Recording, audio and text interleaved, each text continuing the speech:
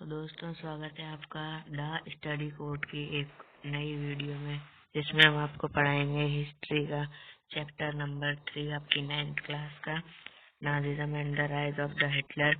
तो एक rapid video रहेगा जिसमें हम पूरा चैप्टर रिवाइज करेंगे एक शॉर्ट समरी में, और इसके नोट्स भी आपको मिल जाएंगे। तो चलिए स्टार्ट करते हैं। तो सबसे पहले आपको थोड़े बेसिक्स बताता हूँ। ये Nazism and the rise of Hitler Germany की कहानी है, जहाँ पे हिटलर का कैसे राइज होता है, कैसे वहाँ पे डिस्क्रिमिनेशन होता है, उसके बारे में बताया जा रहा है। तो यहाँ पे स्टोरी से स्टार्ट करते हैं। एक बच्चा होता है हेलमुट, जो अपने मदर फादर के साथ जर्मनी में रह रहा होता है।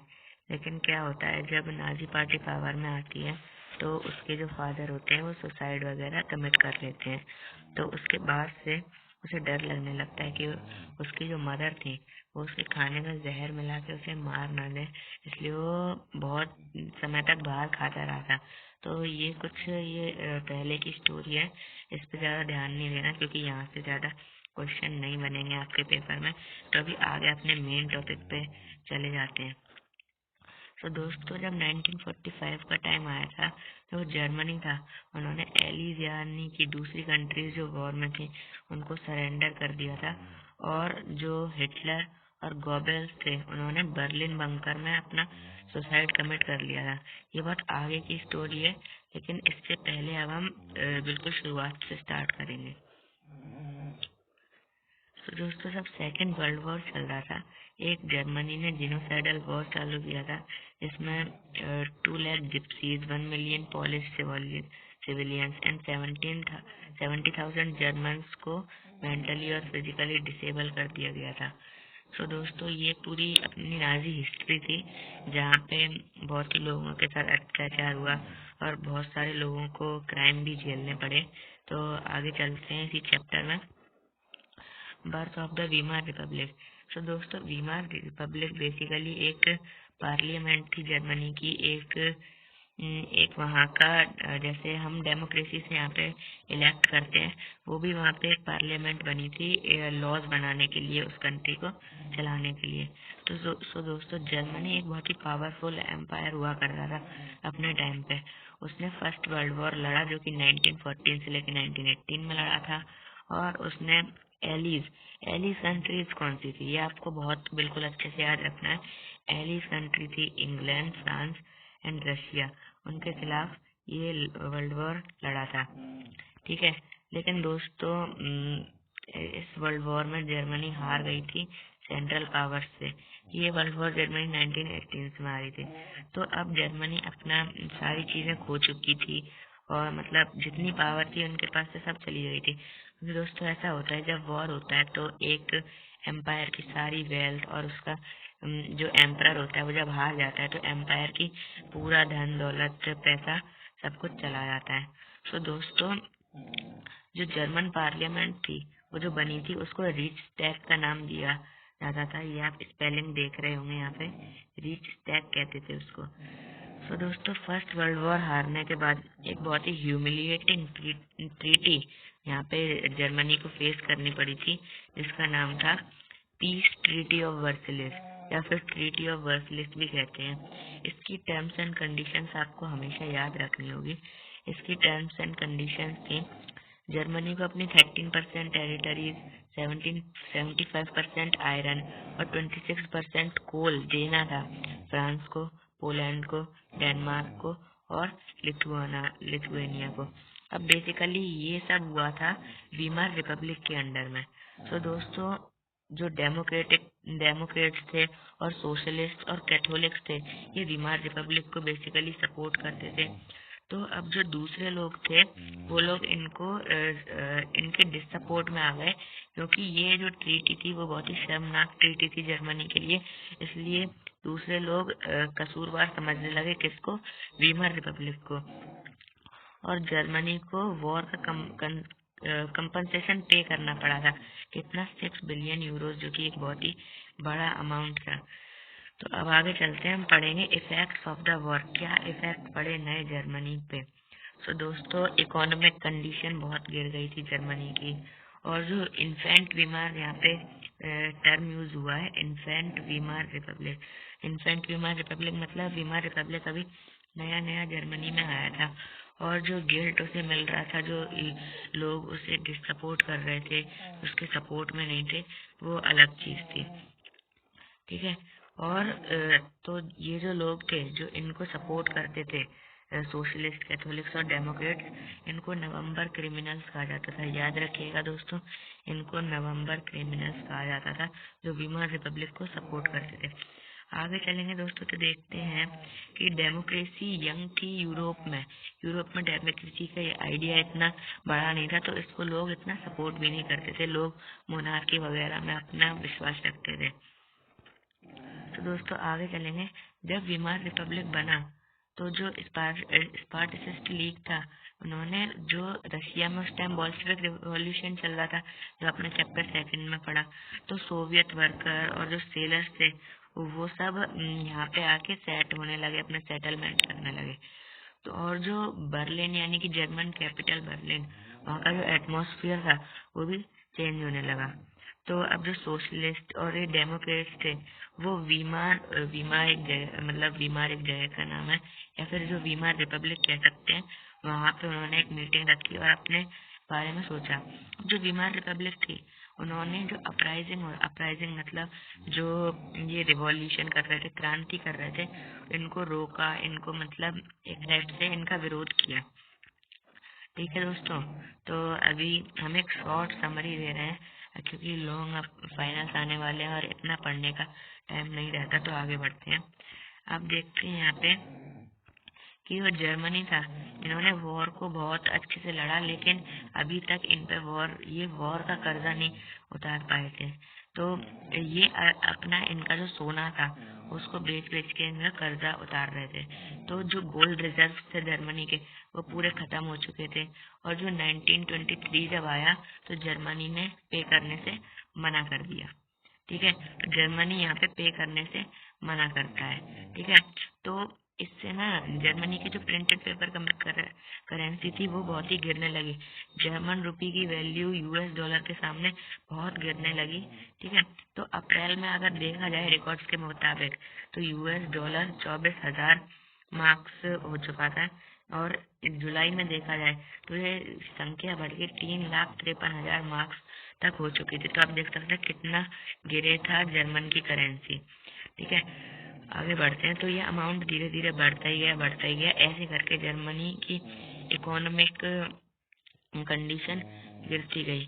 तो दोस्तों आपको एक और बात बताने चले कि इतनी इकोनॉमिक कंडीशन गिर गई थी कि लोगों को एक एक ब्रेड का पीस खरीदने के लिए भी इतने सारे बैग्स मनी, इतना सारा पैसा देना पड़ रहा था, ये तक हालात हो गए थे। आगे चलते हैं। तो द ईयर्स ऑफ डिप्रेशन, ये बहुत ही इंपॉर्टेंट टॉपिक है। ईयर्स ऑफ डिप्रेशन था द ग्रेट इकोनॉमिक डिप्रेशन, यानी कि जब देश की इकोनॉमी बहुत गिर गई थी, लोग पॉवर्टी से मारे जा रहे थे। तो दोस्तों ये हुआ था 1924 से लेके 1928 के बीच में, और इसका जो असर था वो यूएसए पे भी पड़ा था। जो जितने भी लोग थे उन्होंने अपने सारे शेयर्स बेच दिए थे, और जो वॉल स्ट्रीट एक्सचेंज मतलब जो शेयर मार्केट वगैरह होता है ना, तो उसमें जो शेयर एक्सचेंज करवाते हैं, और यूएसए का सबसे बड़ा एक्सचेंज था वॉल स्ट्रीट एक्सचेंज, वो भी क्रैश कर चुका था। और एक दिन में मतलब एक सिंगल डे में 24 अक्टूबर 13 मिलियन शेयर्स बेच दिए थे लोगों ने अपने। ठीक है, और उसके 3 साल बाद भी जो यूएसए की जो नेशनल इनकम थी वो आधी गिर गई थी। तो आप इससे अंदाजा लगा सकते हो इकोनॉमिक क्राइसिस बहुत बड़ा था। ये एक इम्पोर्टेंट पॉइंट है, इकोनॉमी बहुत गिरी थी देशों की। आगे चलते हैं। तो दोस्तों यहाँ पे आप देखेंगे कि लोगों को काम नहीं मिल रहा था, और जॉब उनकी मतलब हट गई थी, और उनकी सैलरी बहुत कम हो गई थी लोगों की इस दौर में। ठीक है दोस्तों, और उनको बहुत ही अनएम्प्लॉयमेंट मिल रहा था, इसलिए वुमेन भी अब काम करने के लिए आ रही थी, और इंडस्ट्रियलाइजेशन चाहिए था लेकिन वो हो नहीं पा रहा था। ठीक है, अब जो देखा जाए तो वीमार रिपब्लिक उस टाइम पे बहुत ही फ्रेजाइल थी। फ्रेजाइल का मतलब आप सब समझ रहे होंगे। ठीक है, अब जो देखो यहाँ पे एक लॉ का लॉ हमें देखने को मिलता है आर्टिकल 48। इससे प्रेसिडेंट को पावर मिलती है इमरजेंसी इम्पोज करने की, पूरे देश में सिविल राइट सस्पेंड करने की। ठीक है। अब देखो वीमार रिपब्लिक बहुत ही हल्की, मतलब बहुत ही वीक कह सकते हैं पार्लियामेंट थी, क्योंकि वहाँ पे ना बहुत सारी कैबिनेट्स बनी और हर 20 कैबिनेट्स देखी, और जो कि बस 239 days on an average her cabinet 239 days तक ही टिक पाई। तो आप समझ सकते हैं कितना ही अच्छी ज़्यादा लेजिस्लेटिव पावर नहीं थी। तो देखो इकोनॉमिक क्राइसिस भी चल रहा था और ये सब हो रहा था। अब आते हैं हिटलर की हिस्ट्री पे। हिटलर का जन्म हुआ था 1889 में, और ये ऑस्ट्रिया में पैदा हुए थे। अब देखो हिटलर बहुत ही जब पैदा हुआ था वो बहुत गरीब था। अब देखो आगे बढ़ते हैं, ये आपको पॉइंट्स बहुत ही याद रखने होंगे।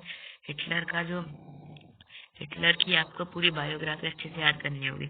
अब देखो जब 1919 आया तो उसने स्मॉल ग्रुप ज्वाइन किया जिसका नाम था जर्मन वर्कर्स पार्टी। क्यों ज्वाइन किया? क्योंकि जब जर्मनी हारी थी और ट्रीटी ऑफ वर्सलिस एक्सेप्ट की थी उसने, तो उसे बहुत ही गुस्सा आया, इसलिए उसने कुछ करने की सोची, और उसने धीरे धीरे करके ऑर्गेनाइजेशन को अपने अंडर में ले लिया और जर्मन वर्कर्स पार्टी का नाम रख दिया national socialist German workers party, जिसे हम कहते हैं नाजी पार्टी। यहीं से स्टार्ट होता है नाजिज्म।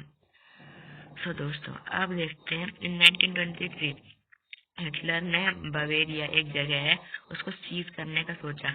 बर्लिन तक मार्च किया अपने लोगों के साथ, और नाजी ने पूरे मतलब अपना बहुत ही पॉपुलर हो गए थे जर्मनी में 1930 तक।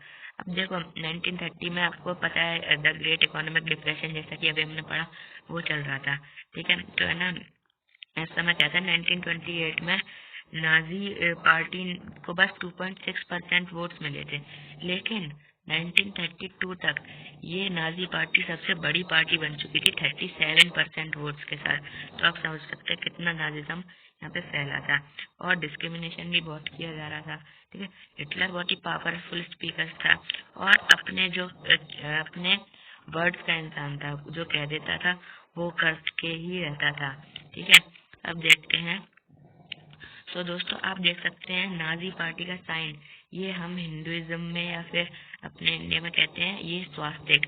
जैसा कि आप देख सकते हैं स्वास्तिक जो होता है वो नाजीज का साइन होता है, यहाँ पे लिखा भी है स्वास्तिक। ठीक है, आगे चलते हैं।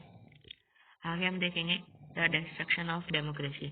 तो डेमोक्रेसी का डिस्ट्रक्शन आप समझते ही हैं, राजा रानी ने अपना राजा ने रूल किया या फिर एक डिक्टेटर ने रूल किया, जैसा चैप्टर अपन के सिविक्स के चैप्टर 1 में पढ़ा था।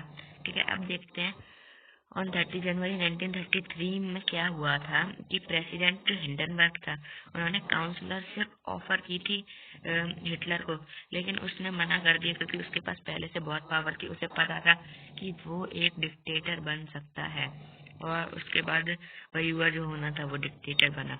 उसने कंसंट्रेशन कैंप्स बनाए। कंसंट्रेशन कैंप्स होते थे जहाँ भर भर के लोगों को रखा जाता था। लोग कौन? जो नीची जाति के लोग होते थे जर्मनी में, जिनके साथ डिस्क्रिमिनेशन किया जाता था, उनको हम कहते थे ज्यूज। उनको कंसंट्रेशन कैंप्स में रखा जाता था। समझ गए? ठीक है, और अभी मैं थोड़ा थोड़ा पढ़ा रहा हूँ, लेकिन नोट्स अगर आप चाहते हैं तो आप कमेंट कीजिएगा वीडियो पे, और अपना नंबर मैं आपको खुद व्हाट्सएप पे सेंड करूँगा। ठीक है, 1933 में हम क्या देखते हैं, इनेबलिंग एक्ट पास कर दिया गया। इसने जर्मनी में डिक्टेटरशिप लगा दी। हिटलर अब डिक्टेटर बन चुका था और हिटलर के पास सारी पावर थी, वो पार्लियामेंट की बात माने चाहे ना माने, कुछ भी करे। ठीक है, तो दोस्तों एक सीक्रेट पुलिस थी गेस्टापो, सीक्रेट स्टेट पुलिस कहते थे गेस्टापो को, वो भी इनेबल कर दी। किसने किसने कर दी? उसने, हिटलर ने। ठीक है, अब रिकंस्ट्रक्शन मतलब इकोनॉमी कैसे कैसे बढ़ी, कैसे कैसे रिकवर किया जर्मनी ने। ठीक है, तो हिटलर ने अपनी मतलब रिस्पॉन्सिबिलिटी ली कि जर्मनी की इकोनॉमी को वो सुधार लाएगा। ठीक है, अब जो उनका इकोनॉमिक मिनिस्टर था, फाइनेंस मिनिस्टर था, हेजलमार स्केच। ठीक है, उसने पूरा अपना मतलब वो पूरा ध्यान लगा दिया कि कैसे इकोनॉमी बढ़ानी है। अब यहाँ पे क्या होता है कि स्केच ने हिटलर को एडवाइस दिया कि क्या कहते हैं, कि क्या कहते हैं कि उसने मतलब कुछ ऐसा एडवाइस दिया था कि तुम थोड़ा बच के रहो या फिर ये तुम कर रहे हो ये सही नहीं है, ये हमें भारी पड़ सकता है। तो हिटलर ने सीधा सीधा कहा कि क्या कहते हैं कि हमें ऐसे लोग पसंद नहीं है जो सावधानी बरतें। उसने वहीं पे उसको अपने फाइनेंस मिनिस्टर के पोस्ट से हटा दिया। ठीक है, तो अब इकोनॉमिक क्राइसिस खत्म हो गया। सितंबर 1939 का चल रहा था और जर्मनी ने पोलैंड में इन्वेड कर दिया, मतलब उसे हिटलर को अपनी टेरिटरी बढ़ानी थी। तो एक वॉर फिर से चालू हो जाता है दोस्तों, और फ्रांस और इंग्लैंड एक साथ हो जाते हैं और जर्मनी और इटली और जापान एक तरफ हो जाते हैं। अब क्या होता है कि 1940 में Hitler was at the pinnacle of his power. Pinnacle का मतलब ये बिल्कुल पीक पे, समझ गए ना आप। ठीक है, हिटलर अब मतलब लॉन्ग टर्म चीजें देख रहा था, ईस्टर्न यूरोप को कंक्योर करना चाहता था और बहुत ही ज्यादा लालच में आ चुका है। लालच बुरी बला है। ठीक है, अब क्या हुआ, उसने सोवियत यूनियन में यानी कि रशिया को अटैक कर दिया 1941 में। अपनी मतलब वो बहुत बढ़ाना चाहता था, लेकिन यूएसए ने अभी तक वॉर में इन्वॉल्व होने से बचा रहा था। लेकिन फिर क्या हुआ, उसने जर्मनी ने क्या किया, Indo China, French Indo China, जब मतलब फ्रेंच जब इंडिया पे रूल कर रहा था, उस टेरिटरी को घेर लिया। ठीक है, और अब वो यूएस की नेवी के बेसिस पे अटैक करने की सोच रहा था। तो इस वजह से यूएस भी अब क्या कहते हैं वॉर में आ गया। अब देखते थे नाजी वर्ल्ड व्यू। तो नाजी क्या देखता था कि नाजी यानी कि हिटलर को चाहिए थे ब्लू आइज वाले नॉर्डिक जर्मन आर्यंस, और जबकि जो ज्यूज थे वो उन्हें बहुत ही डिस्क्रिमिनेट करते थे, तो जो और आर्यंस थे उन्हें बहुत ही अच्छा अच्छा मानते थे। ठीक है, तो है ना, ये सब होता था और बहुत ही ज्यादा डिस्क्रिमिनेशन होता था। इसी वजह से ज्यूज को कंसंट्रेशन कैंप में रखा जाता था। ये बहुत ही रेसिज्म होता था जर्मनी में। ठीक है, इसलिए ये आप देख सकते हैं रेशियल स्टेट का इस्टेब्लिशमेंट हुआ था। ठीक है, अब हम क्या देखते हैं, जो जिप्सीज थे, जिप्सीज भी ज्यूज की तरह एक लो कास्ट थी, और जो ब्लैक्स थे यानी कि ब्लैक कलर के लोगों जिनके साथ रेसिज्म होता था वो नाजी जर्मनी थे और इनको कम समझा जाता था, और जो आर्यन थे उनको बहुत ही अच्छा समझा जाता था। ठीक है, तो अब आगे चलते हैं दोस्तों।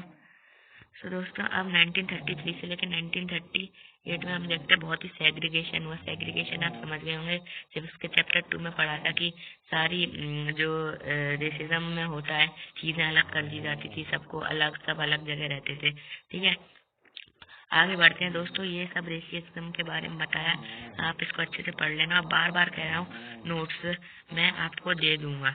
ठीक है, ये जो अब देखो मैं आपको बताऊं कि जो ज्यूस थे उन्हें डेथ चैम्बर्स में ले जाया जाता था, इस डिब्बे के जरिए। ट्रेन का आपको डिब्बा पता है, ठीक है, तो इसमें भर भर के डेथ चैम्बर्स में ले जाया करता था। ये स्टेप्स ऑफ डेथ है, ये ज्यादा पूछे नहीं जाएंगे दोस्तों।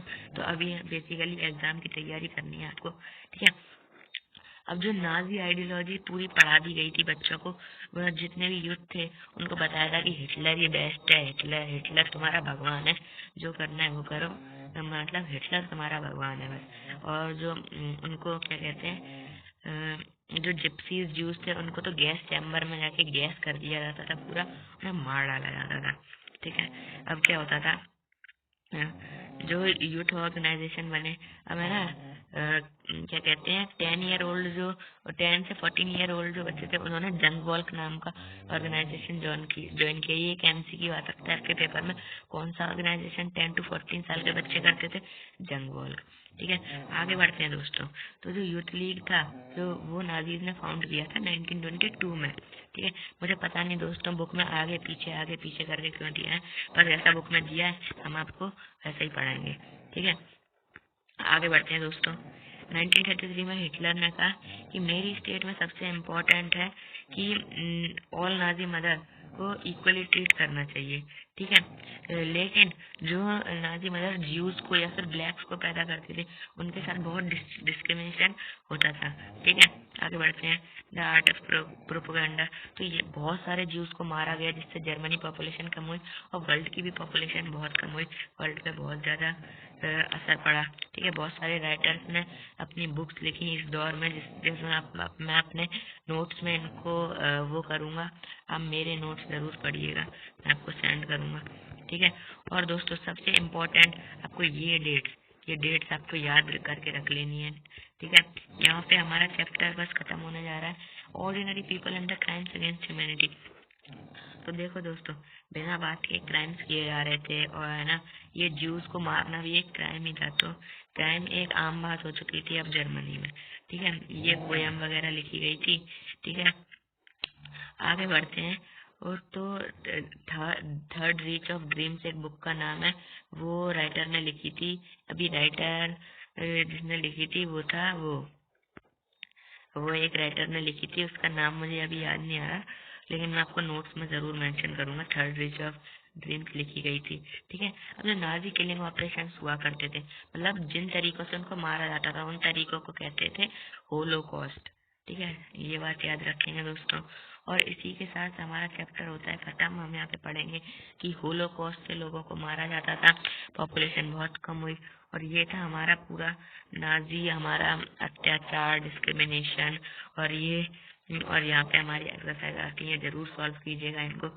नोट्स आपको मिल जाएंगे, और हमने पूरा चैप्टर पढ़ लिया है। तो दोस्तों, ये था नाजी जर्मनी, और जिसमें पूरा अत्याचार हुआ, इकोनॉमिक फॉल हुआ। और दोस्तों, वीडियो अच्छी लगी हो तो लाइक कीजिएगा, चैनल को सब्सक्राइब कर लीजिएगा। और सबसे इम्पोर्टेंट बात, कि अगर आपको इस चैप्टर के नोट्स चाहिए, कमेंट सेक्शन में अपना नंबर सेंड कीजिए। आपके पर्सनल नंबर पे मैं वो आपको पूरी नोट्स की पीडीएफ सेंड करूँगा।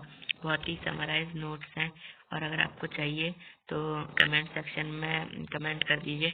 और वीडियो को लाइक करें, चैनल को सब्सक्राइब करें, और बेल आइकन प्रेस करें, ताकि ऐसी रैपिड रिवीजन वीडियो 20 मिनट्स में आपको करवा दूँ मैं, और आप फाइनल एग्जाम्स के लिए अच्छी तैयारी करें। चलिए, मिलते हैं आप अगली वीडियो में, तब तक के लिए बाय बाय।